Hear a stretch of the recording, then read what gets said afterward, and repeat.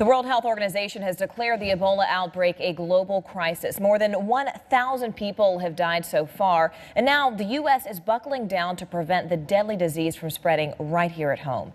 Al Jazeera's Robert Ray takes us on an inside look at the CDC Emergency Operations Center. As the Ebola virus spreads, the Centers for Disease Control in Atlanta has issued their highest alert, Level 1.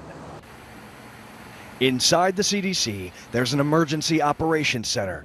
It's rarely activated, and when it is, it means the situation is dangerous.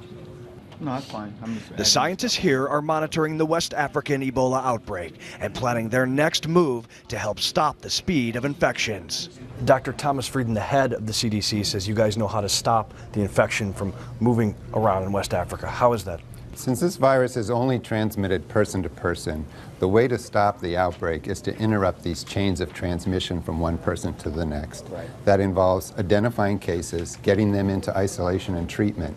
But this right here, this shows where Ebola is infecting here in West Africa. Easier said than done. The CDC compares this to a marathon with unprecedented obstacles, and its work has only just begun. There is reports over there of citizens not going into hospitals because they think it's unsafe. They feel like, some of them feel like they're being lied to. Some of them are leaving bodies out in the streets. How do you guys change that? So one of the real challenges here is this health communication, health education component of this, to get people to trust the messaging and to comply with what our recommendations are.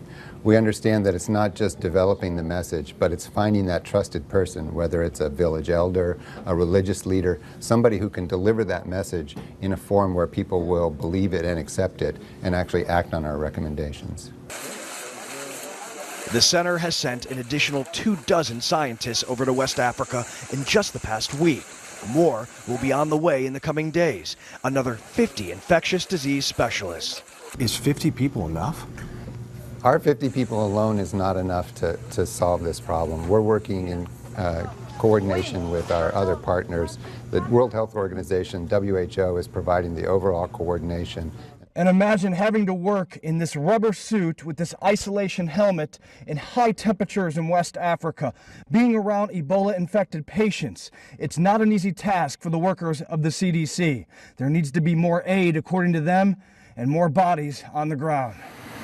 They are also stressing that there is no health risk here in the United States, and its goal for the infected countries after the spread is halted is to leave behind a strong infrastructure, so that they could be better prepared the next time to both detect the unusual situation and to respond to it more quickly, so it doesn't get to be the out-of-control situation that we're experiencing today. But that's going to take a lot of money and a lot of health professionals, a lot of scientists on the ground, right?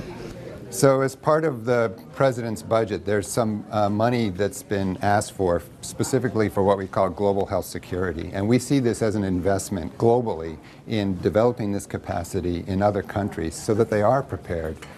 The World Health Organization is calling a panel of medical ethicists to meet next week to debate using experimental treatments, including ZMapp, an experimental serum that was used on the 2 medical missionaries now undergoing treatment here in Atlanta. All right, well, for more on that, Dr. Devi Nampiaparampil is a physician and assistant professor at the New York University School of Medicine. Dr. Devi, thanks so much for being with us. Thanks for having me. Nice to see you again. You too. All right, so first off, if Ebola is now an international crisis, why isn't this experimental ZMapp drug that's being used on these 2 Americans being used in Africa? Well, so there's a couple questions. I mean, it's not clear if it's actually effective, so you don't want to take something that doesn't work, that might be dangerous, and use it on such a large group of people. I mean, I think that it is worth taking a look. What do they have to lose if the fatality rate is 60 to 90%, and these people seem to be improving? Whether it's because of the drug or not, it's not clear, but at least it hasn't harmed them. So I think it does make sense to do it.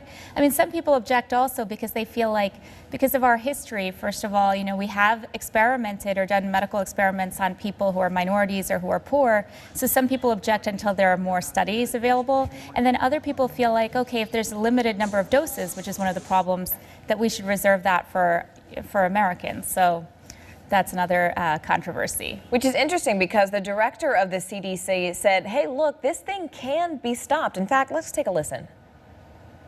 We do know how to stop Ebola. Meticulous case finding, isolation, and contact tracing and management.